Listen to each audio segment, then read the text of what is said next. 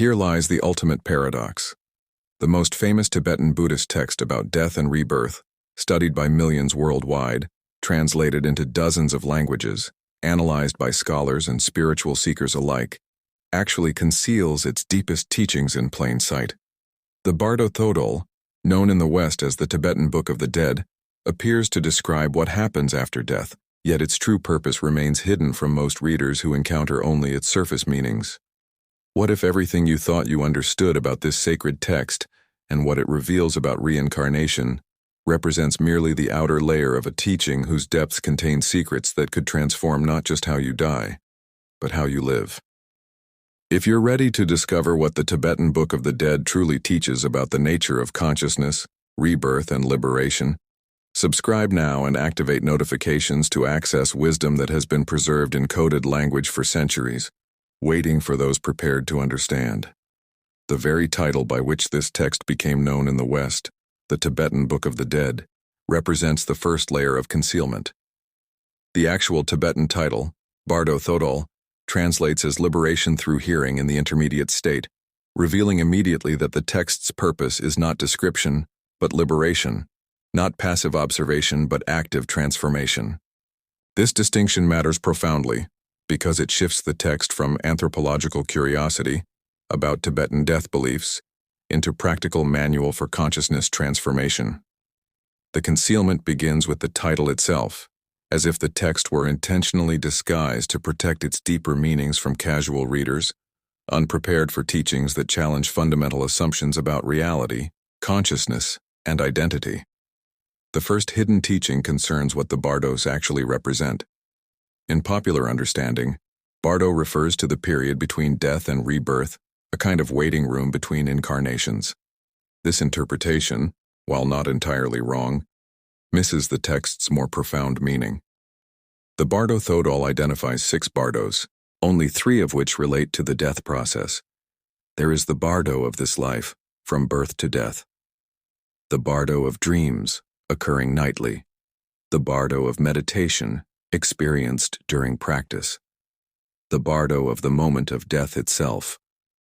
The bardo of reality's true nature, immediately after death. And the bardo of becoming, leading to rebirth. This structure reveals that bardo states are not exceptional events happening only at death, but rather constant features of existence. Every moment of confusion, every transition between states, every gap in ordinary perception represents a bardo, an intermediate state where consciousness has loosened from one condition but not yet solidified into another. This recognition transforms the text's purpose entirely. If bardos occur constantly throughout life, then the instructions for navigating post-death bardos actually teach how to recognize and work with consciousness in its natural state during any bardo moment. The text conceals within death instructions a complete path for awakening during life. This represents sophisticated pedagogical concealment, embedding the most profound teachings within a framework that appears to address only one specific circumstance. Only practitioners who apply the teachings seriously discover that death instructions actually describe consciousness itself, and that practicing now prepares not just for dying, but for every moment of existence. The second hidden teaching involves who or what actually reincarnates. The Bardo Thodol appears to describe a self or soul that passes from one body to another, maintaining continuity between lives. Yet deeper examination reveals that no such permanent entity exists in the text's actual philosophy. The Buddhist doctrine of Anatman, non-self, explicitly denies any permanent, unchanging, independent self that could transmigrate. So what exactly experiences the bardos and takes rebirth if no solid self exists? This question points toward one of Buddhism's most subtle and profound teachings, hidden within the text for those capable of recognizing it. What continues is not a thing or entity, but rather a stream of causation, a continuum of karmic propensities, habits, and consciousness that maintains pattern continuity without requiring a permanent self. Imagine a flame passed from one candle to another. The second flame is neither identical to, nor completely different from the first flame. It continues the causal sequence without any substance transferring between candles.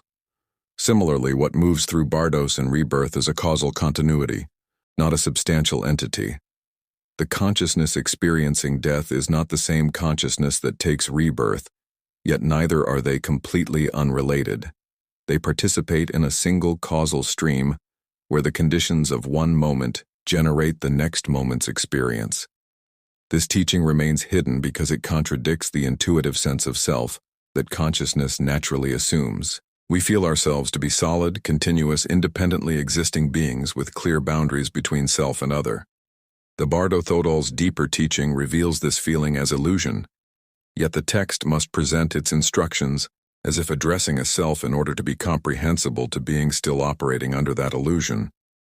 Thus, the concealment is compassionate, meeting practitioners where they are while encoding deeper truths for those ready to recognize them.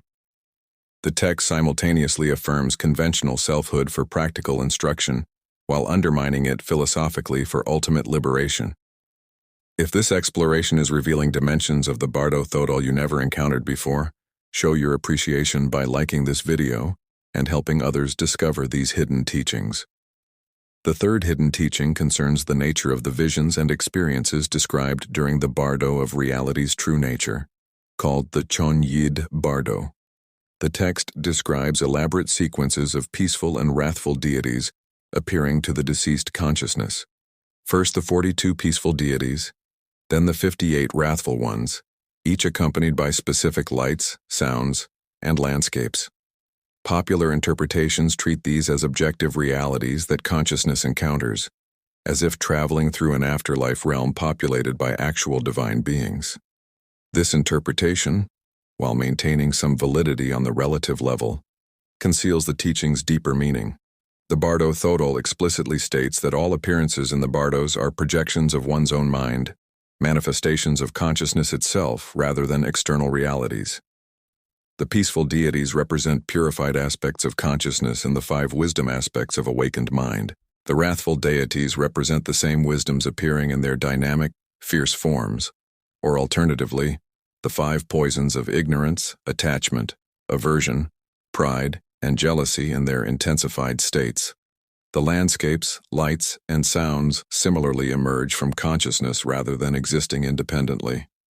The entire death experience, according to the text's hidden teaching, is consciousness experiencing its own nature, projections, and karmic patterns without the grounding and obscuration that physical embodiment normally provides. This recognition contains liberating potential of extraordinary power. If the terrifying, wrathful deities are recognized as one's own mind, they lose their power to frighten. If the seductive, pleasant realms are seen as mental projections, attraction to them dissolves. If all appearances are understood as consciousness appearing to itself, the root of confusion is cut, and liberation becomes possible. The text repeatedly instructs the deceased to recognize whatever appears as mental projection, their own nature, the display of their own consciousness. This instruction, if truly heard and understood, produces immediate liberation. Yet the teaching remains hidden, because recognition requires preparation and training that most beings lack. Hence the elaborate descriptions that function simultaneously as map, instruction, and concealment. The fourth hidden teaching addresses the relationship between karma and conscious choice during rebirth. The common understanding presents reincarnation as a mechanistic process determined entirely by karmic accumulation. Good karma leads to fortunate rebirth, negative karma to unfortunate realms, with no agency or choice involved. This interpretation, while containing truth, conceals the more nuanced teaching about consciousness's role in selecting rebirth circumstances. The Bardo Thodol describes how consciousness in the Bardo of becoming is drawn toward potential parents through attraction to their sexual union, experiencing desire that pulls consciousness into conception and new embodiment. This attraction is influenced by karma, but not entirely determined by it. The text reveals that consciousness maintains significant agency during this process, particularly if the practitioner has trained during life. Rather than being helplessly swept toward rebirth by karmic winds, trained consciousness can recognize the process occurring, maintain awareness and equanimity, and make choices about where and how to take rebirth. Advanced practitioners can even choose deliberate rebirth in specific circumstances to benefit beings, the path of the Tulku or consciously reincarnating Lama. This possibility remains hidden from casual readers who assume death leads automatically to rebirth without conscious participation. The concealment protects the teaching from those who might misunderstand or misuse it, while preserving it for qualified practitioners capable of actually accomplishing conscious rebirth direction. The fifth hidden teaching concerns the possibility of achieving liberation during the Bardo itself, particularly during the moments immediately following death. The Bardo Thodol describes the moment of death as opportunity for experiencing the clear light of reality, the ground luminosity that is consciousness's fundamental nature. If this clear light is recognized for what it is, immediate liberation results without need to traverse the subsequent Bardo stages. This teaching remains hidden because it requires extensive preparation and accomplishment during life. The recognition must be instantaneous and complete, without conceptual elaboration or grasping. A level of realization achieved only through years of meditation training in practices like Dzogchen or Mahamudra. For practitioners who have trained in recognizing mind's nature during life, the moment of death offers unique conditions. The dissolution of the physical body and the gross levels of consciousness that depend on it reveals the subtle, clear light consciousness that ordinarily remains obscured. This is compared to clouds parting to reveal the sun that was always shining. If recognition occurs, the practitioner merges with the clear light, achieving Dharmakaya realization and complete Buddhahood. If recognition fails, consciousness proceeds through the subsequent Bardo stages, with progressively diminishing opportunities for liberation. This teaching explains why Tibetan practitioners dedicate extensive effort to death preparation practices during life, training to recognize during death what they have learned to recognize during meditation. The sixth hidden teaching involves the text's ritual and ceremonial use. The Bardo Thodol is not merely a book to be read, but a practice to be performed. Traditionally, qualified lamas read the text to the deceased for 49 days following death, the period during which consciousness traverses the bardos before taking rebirth. The reading serves to remind the consciousness of teachings it heard during life, guiding it through the confusing Bardo experiences. This practice assumes that consciousness can hear and understand instructions even after the physical body has died, a claim that challenges materialist assumptions about consciousness requiring a physical brain to function. Yet the deeper concealment concerns who the reading actually benefits. While ostensibly performed for the deceased, the ritual equally benefits the living practitioners who perform it, study it, and contemplate it. By engaging with death teachings regularly, practitioners familiarize themselves with the processes they will eventually undergo, reducing fear and confusion, while establishing habitual patterns that will activate when needed. The reading for the deceased also functions as teaching for the living, reminding everyone present of impermanence, karma, and the precious opportunity of human existence.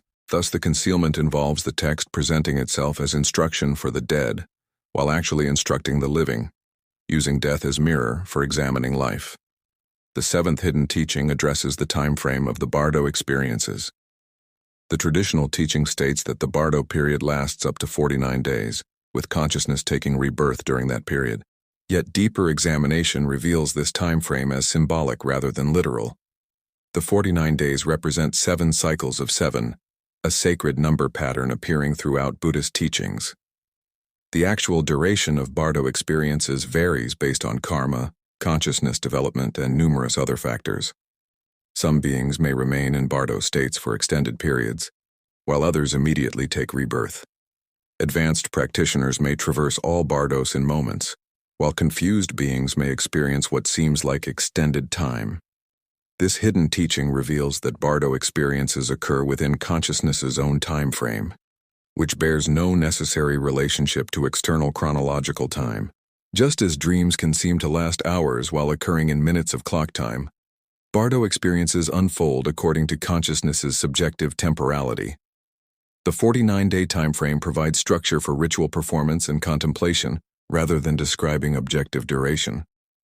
This concealment protects against literal, materialistic interpretations while preserving the teaching's symbolic and psychological truths for those capable of understanding multidimensional meanings. Have you begun to see how the Bardo Thodol functions as multi-layered teaching, revealing itself progressively to different levels of understanding? Share in the comments which hidden teaching most challenged or expanded your previous understanding.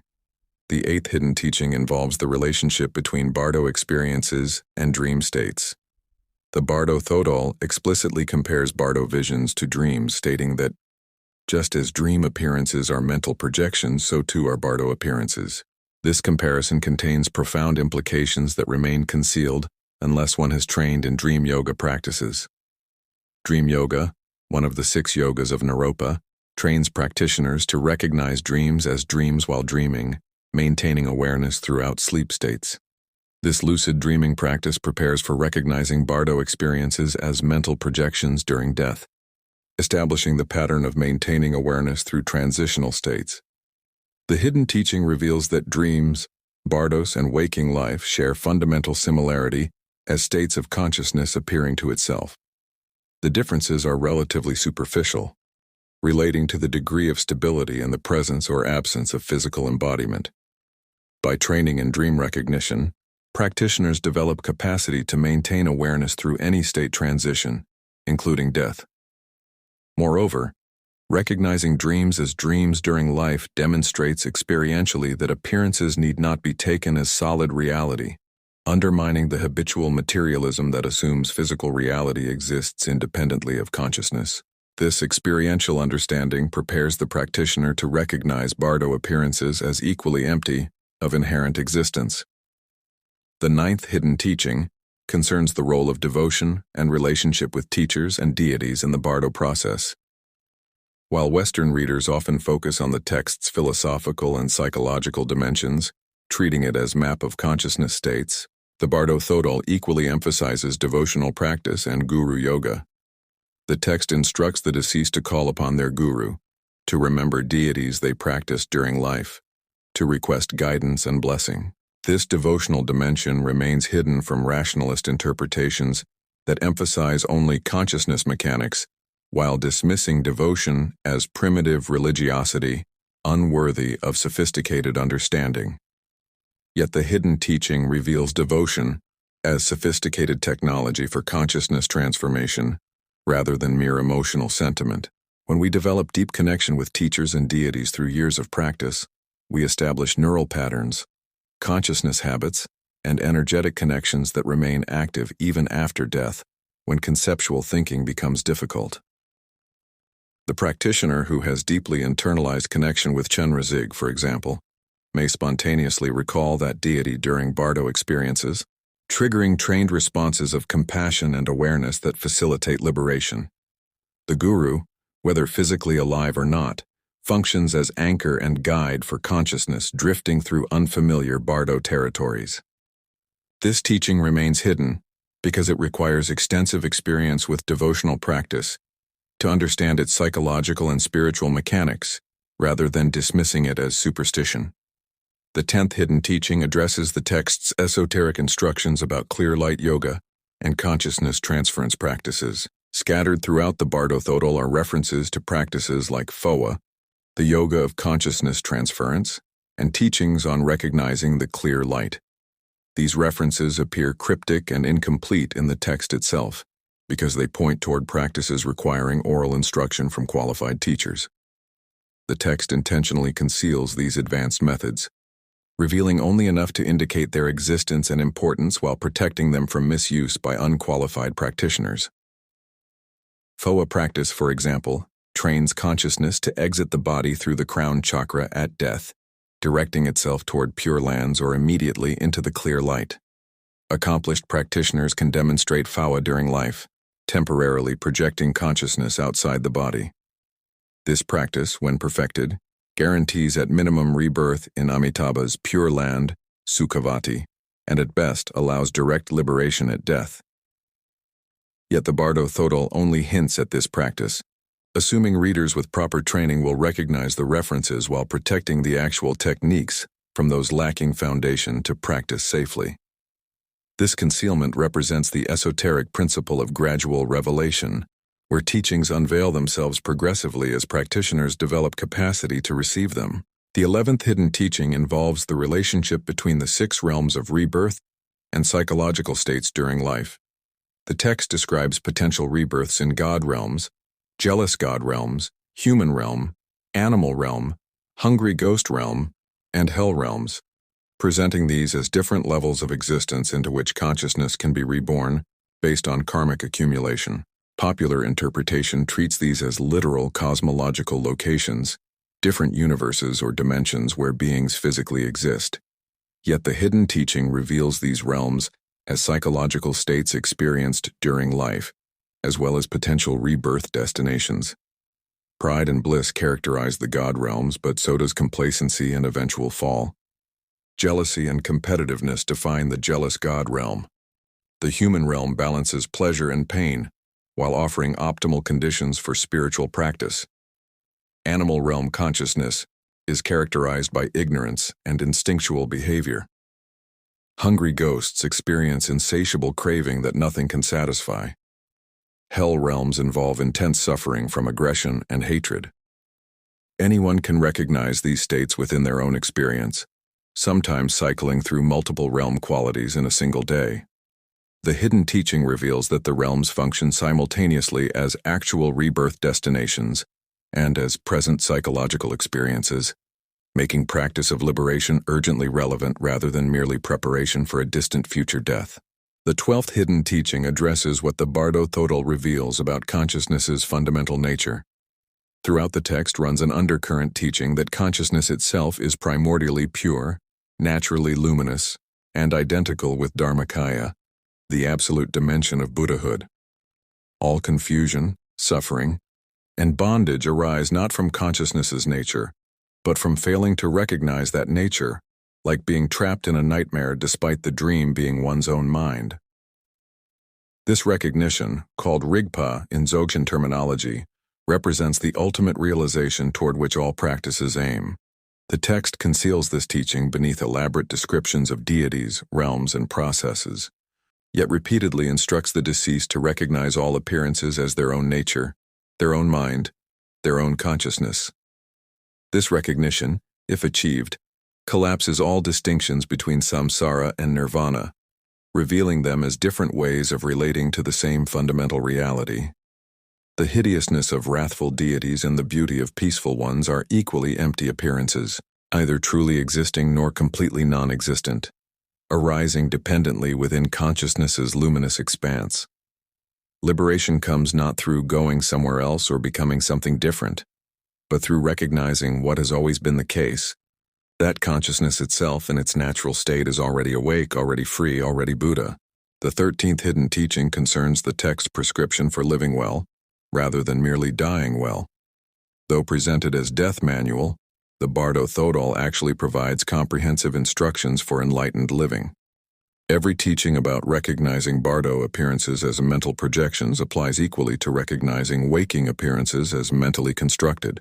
Every instruction about maintaining awareness during death transitions applies to maintaining awareness during any life transition. Every technique for recognizing clear light at death prepares recognition of consciousness's nature at any moment.